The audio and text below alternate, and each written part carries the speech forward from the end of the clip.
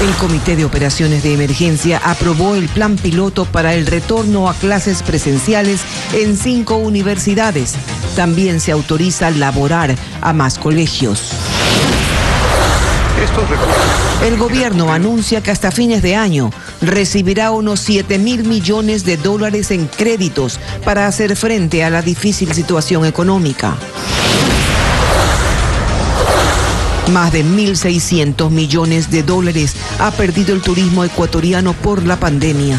El sector tiene nuevas expectativas por el feriado del 9 de octubre, pues será el primero con menos restricciones.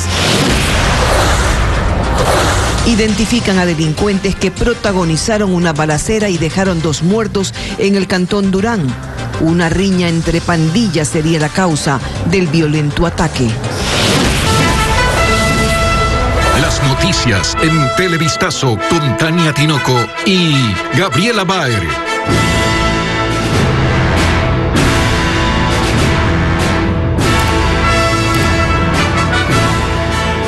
Televidentes, amigos, buenas tardes. Empezamos esta semana informativa con una noticia que nos llena de alegría a todos los ecuatorianos. Una nueva victoria tricolor en el Giro de Italia. Gaby.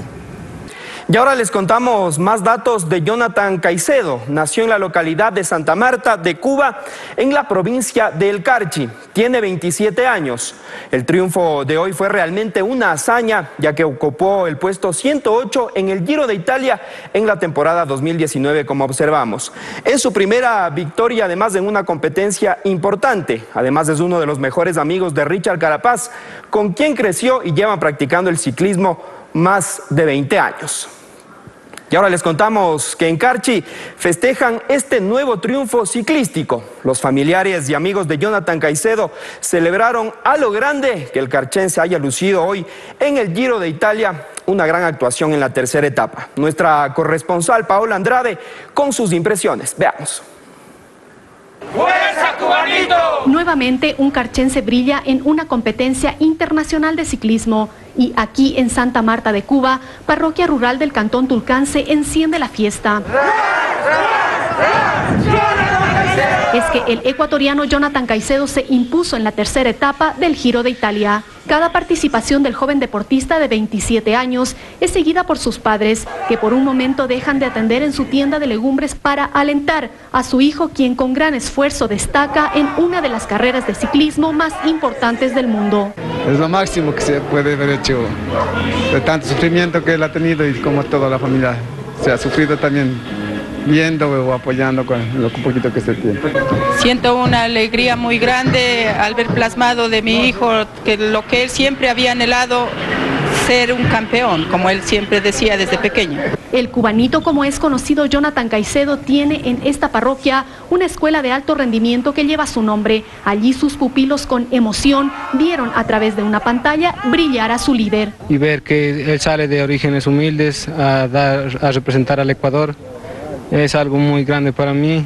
Son 20 jóvenes que siguen los pasos de Jonathan Caicedo. Son parte de la escuela de alto rendimiento que lleva su nombre. Los triunfos no son algo nuevo para Caicedo, pues este año quedó tercero en el Tour de Colombia y en 2016 fue campeón panamericano. También ha ganado la Vuelta a Madrid y a Asturias en España. Hoy este joven llena de alegría a todo un país e inspira a otros a seguir sus sueños.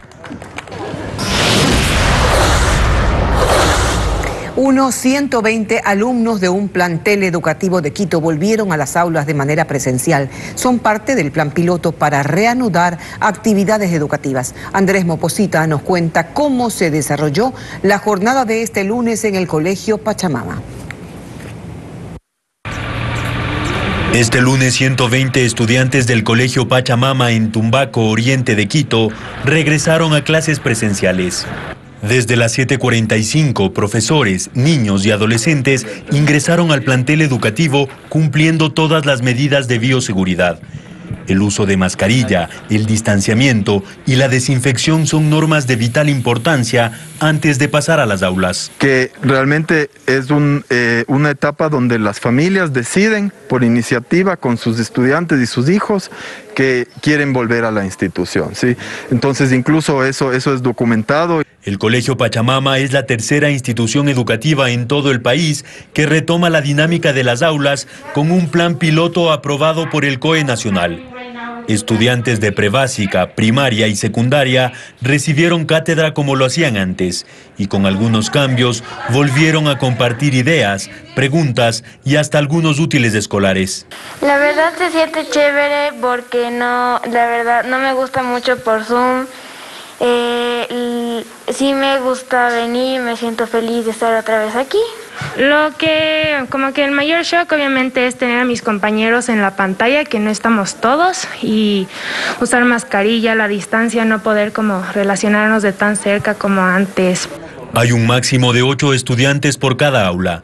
Cada clase dura 45 minutos y se desarrolla de manera mixta, virtual y presencial, pues hay padres y estudiantes que decidieron continuar con el aprendizaje desde la comodidad de sus casas. Luego salen y nosotros les acompañamos al baño para que se laven las manos y luego les acompañamos al otro salón de clase.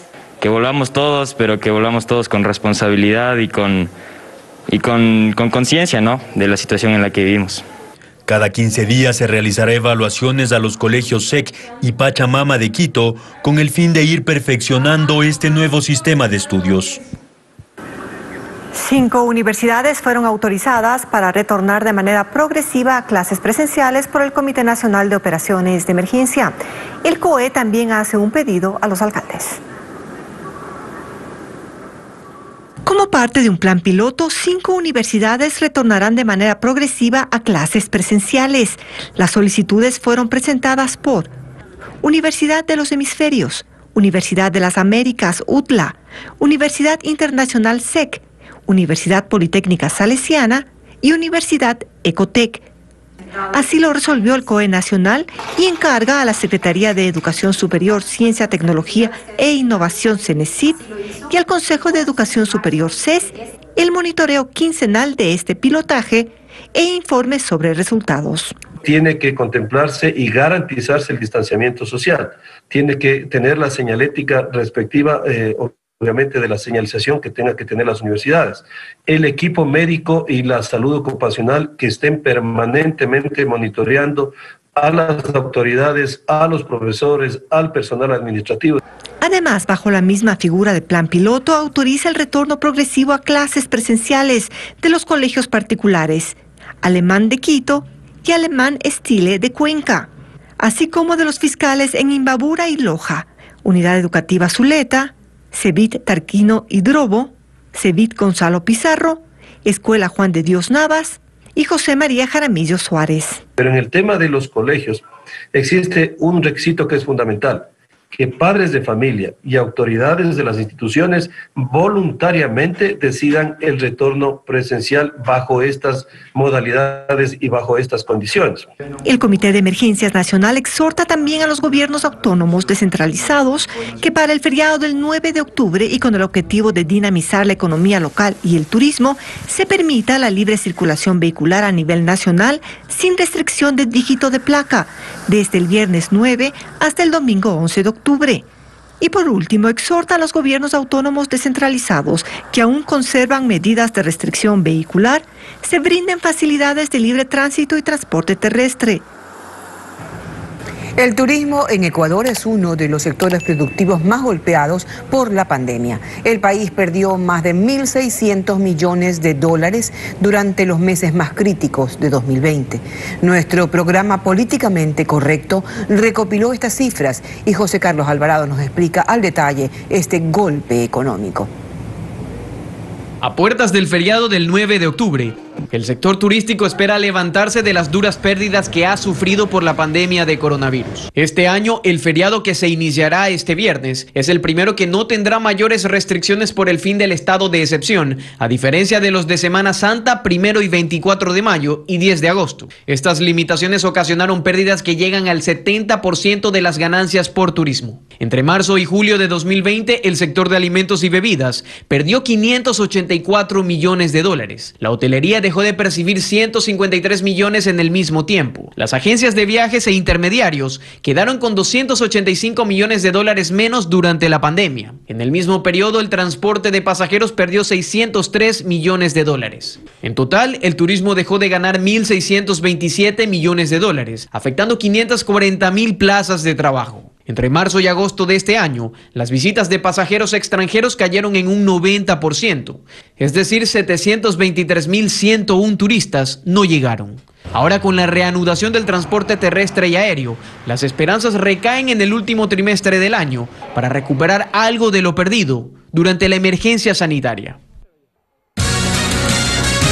Aquí hacemos una pausa y al regresar, agrupaciones de discapacitados exigen al Ministerio de Salud que elimine los carnets de discapacidad que se emitieron irregularmente. Ya regresamos con esto y más. Sigue en nuestra sintonía.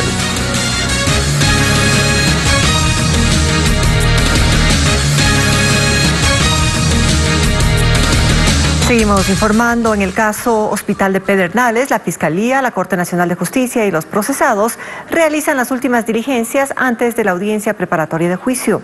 El exasambleísta Eliseo Azuero solicitó a la Fiscalía que no se presente acusación en su contra, mientras el exdirector del Servicio de Contratación de Obras, René Tamayo, pidió someterse a procedimiento abreviado. Jacqueline Rodas nos explica.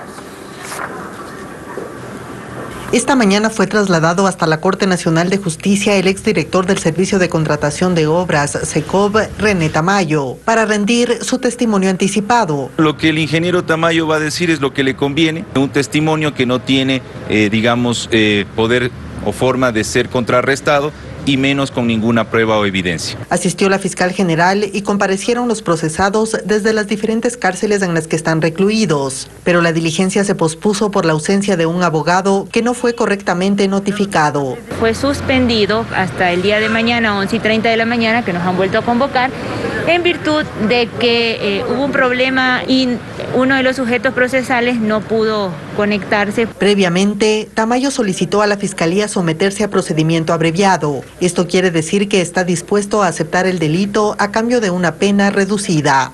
La misma petición hizo la procesada Jennifer Coveña, exfuncionaria del SECOB, quien está recluida en la cárcel de La Tacunga. Mientras tanto, el exasambleísta Eliseo Azuero, señalado por Daniel Mendoza y por varios implicados, como quien coordinaba los supuestos pagos para los legisladores de su bancada a cambio de votos en la Asamblea Nacional, pidió a la Fiscalía que emita dictamen abstentivo a su favor. Entre tanto, el ministro de Finanzas, Richard Martínez, fue convocado nuevamente para que amplíe su versión. Lo hará la tarde de este martes. Cerrada la etapa de instrucción, la Fiscalía decidirá si acusa a los 19 implicados o si se abstiene de acusar a alguno. Eso se conocerá en detalle durante la audiencia preparatoria de juicio. En este caso se investiga el delito de delincuencia organizada. Y como parte del nuevo acuerdo financiero con el Fondo Monetario Internacional, el próximo gobierno deberá trabajar en una reforma tributaria para el segundo semestre de 2021. Además, se espera seguir con la reducción del gasto del Estado y mejorar la focalización de los subsidios. Juan Carlos Aisprúa sigue en este tema. Debido a la crisis generada por el COVID-19, el Estado ecuatoriano alimenta sus ingresos con deuda externa. La noche de este domingo en cadena nacional, el presidente de la República, Lenín Moreno, se refirió a las finanzas del país. No ha sido nuestra voluntad retrasar el pago a proveedores o a las instituciones que reciben recursos del Estado. No, señores. Ustedes saben que recibimos del país sin fondos para atender contingencias, sin ahorros, sin un centavo para enfrentar una situación inesperada. En rueda de prensa, el ministro de Finanzas, Richard Martínez, reconoció la difícil coyuntura por la que en este año se tiene previsto recibir 7.600 millones de dólares en préstamos, de los cuales más de 4.200 millones ya llegaron. Pero de aquí hasta fin de año tenemos desembolsos programados por aproximadamente 7.000 millones que incluyen a lo que falta por ingresar de los multilaterales y también de operaciones con China, lo cual le va a dar una inyección de liquidez brutal a la economía.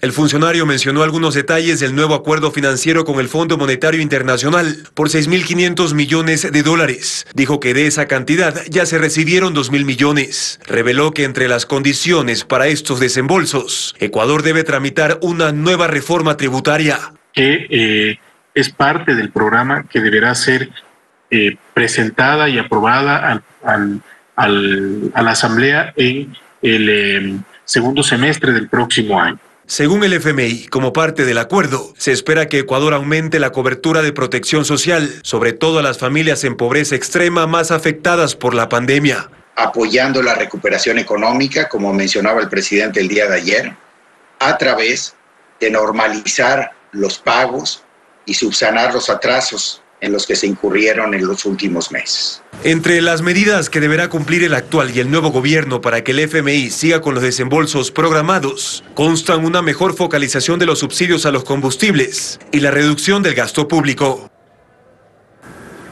César Montúfar de Concertación y Juan Fernando Velasco de Construye formalizaron la inscripción de sus candidaturas a la presidencia de la República ante el Consejo Nacional Electoral. Mientras tanto, el Pleno del organismo dio 48 horas al binomio del Movimiento Amigo para que complete los requisitos. Patricio Díaz nos tiene los detalles. César Montúfar fue el primero en llegar este lunes. Es el candidato presidencial de la alianza entre Concertación y el Partido Socialista. Entregó los documentos y firmó el formulario para su inscripción. Junto a su candidato vicepresidencial, Julio Villacreces, asegura que tiene un plan sobre la situación económica del país. Con los delegados del Fondo Monetario Internacional, yo les dije con claridad, si es que hay un acuerdo, ese es un acuerdo que no puede tener condicionamientos.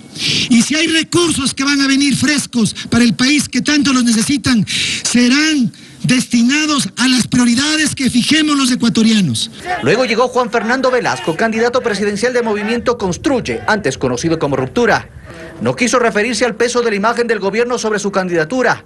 Respondió así es, o no, el candidato oficialista. No. Dice que su propuesta está fuera de radicalismos. Tanto de izquierda como de derecha. El Ecuador necesita alternativas diferentes, alternativas nuevas, necesita volver a retomar la esperanza. El Pleno del Consejo Electoral se reunió también para revisar si otros binomios cumplieron con los requisitos. En este caso se trató del Movimiento Amigo.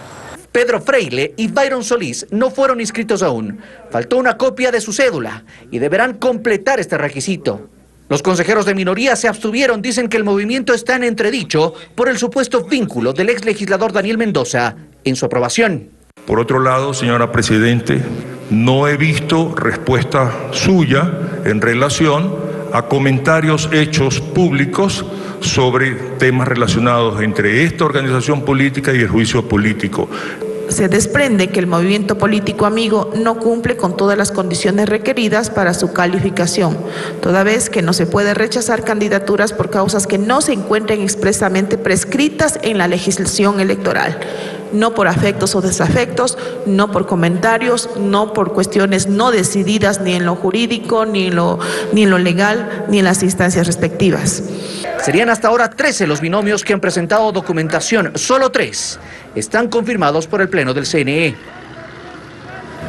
Representantes de asociaciones que luchan por los derechos de las personas con discapacidad solicitan al Ministerio de Salud la eliminación de los carnets que se entregaron de forma irregular. Según las autoridades, se detectaron 2.545 carnets fraudulentos que están en proceso de anulación, pero esto debe cumplirse con una sentencia ejecutoriada. Bessie Granja tiene más detalles.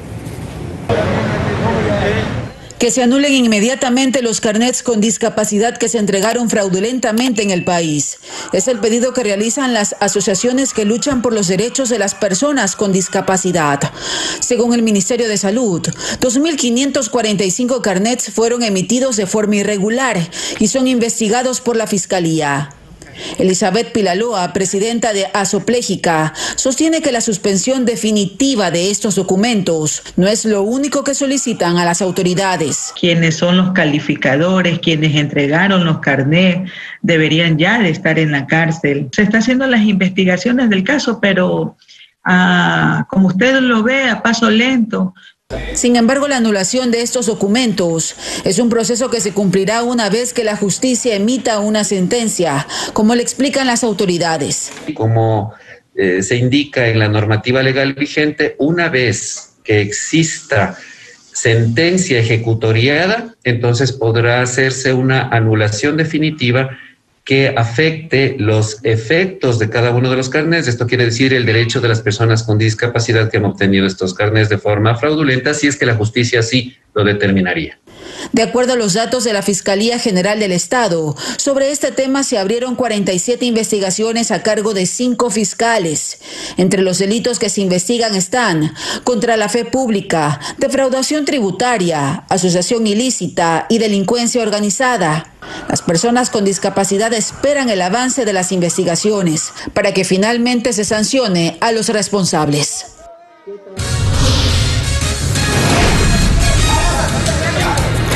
Más adelante aquí en Televistazo, violento accidente en el suburbio de Guayaquil. Una persona murió y otra quedó herida durante el choque de 2 vehículos.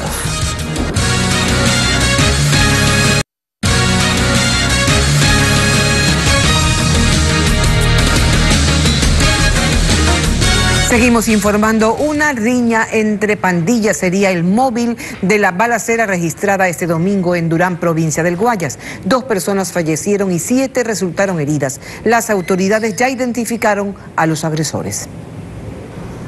Las ráfagas de disparos alarmaron a los moradores de la Primavera 2 en Durán, provincia del Guayas, la tarde del domingo, cuando 4 sujetos a bordo de un taxi abrieron fuego contra quienes jugaban en un parqueadero.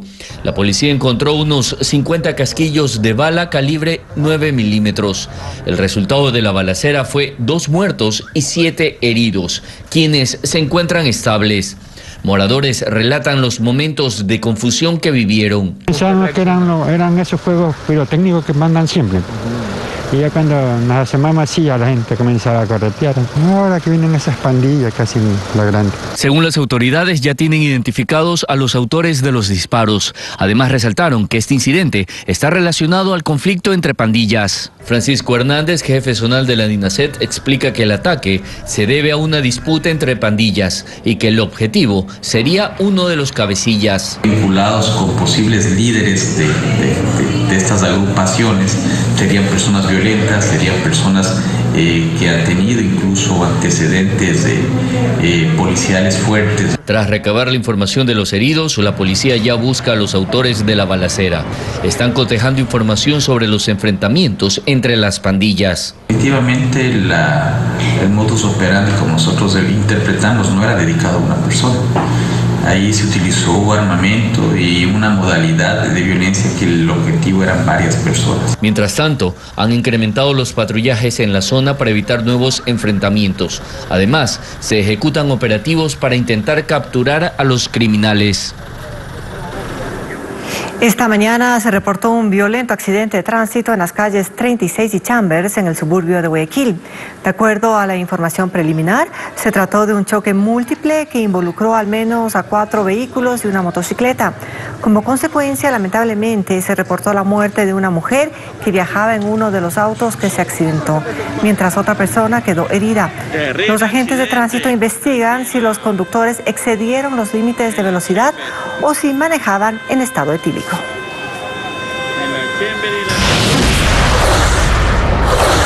Continúa la pugna entre la Prefectura del Guayas y las concesionarias viales Conorte S.A. y Consegua S.A. La tarde de hoy, un juez decidirá sobre la acción de protección que intenta suspender el cobro de multas y la terminación unilateral de los contratos que mantienen el gobierno provincial y las concesionarias. Merlin Ochoa con los detalles.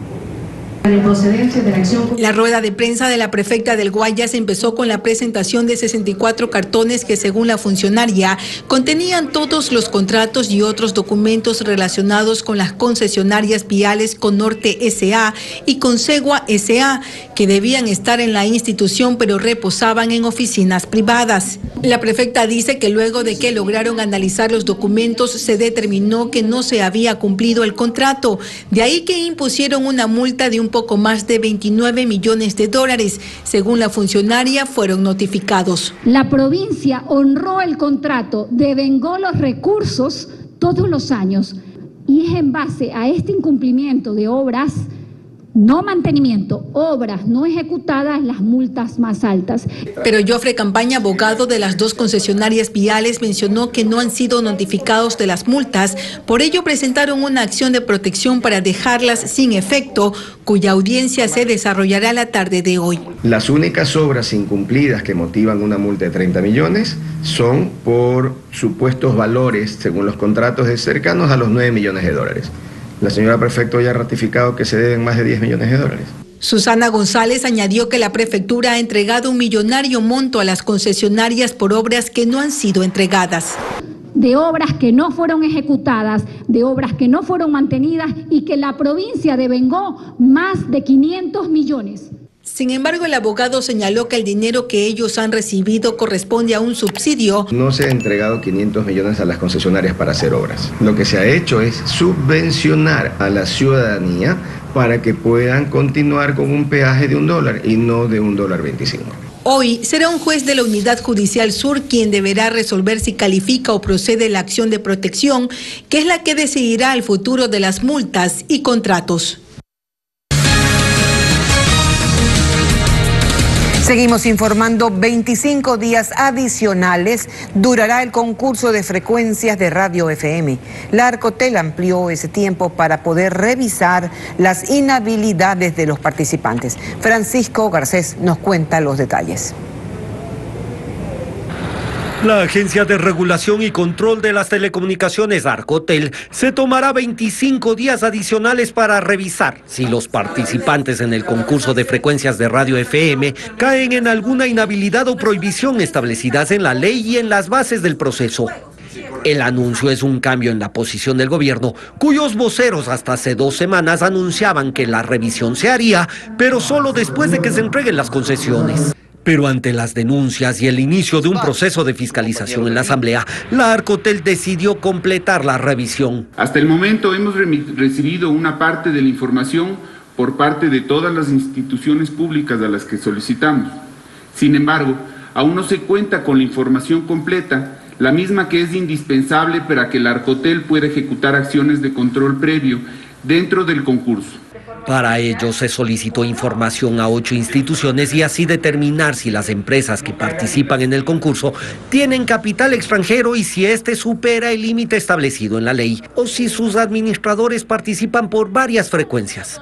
También se establecerá si los accionistas tienen alguna relación de parentesco con funcionarios ejecutivos del sector de telecomunicaciones. Estamos haciendo equipos de trabajo para lograr consolidar toda esta información y tener presente ya cuáles son las inhabilidades o cuáles empresas incurrirían en inhabilidades o prohibiciones como lo determina las bases del proceso público competitivo. La asambleísta Yanire Cruz, quien inició la fiscalización del proceso, confía en que se haga una verdadera revisión. Por eso es que nos llama la atención que por parte del Ministerio de Telecomunicaciones y de Arcotel hayan guardado silencio frente a la falta de documentación, de verificación de datos para someterse a ese concurso. Es decir, si no hubiésemos hecho público esto, lamentablemente no hubiese pasado nada. Una vez concluida la revisión, las frecuencias podrían entregarse desde la primera semana de diciembre. Y de esta manera estamos finalizando. Gracias por su amable sintonía, Tania. Gracias, amigos televidentes, por acompañarnos y siempre habrá más noticias a las 19 horas en Televistazo Estelar. Un abrazo.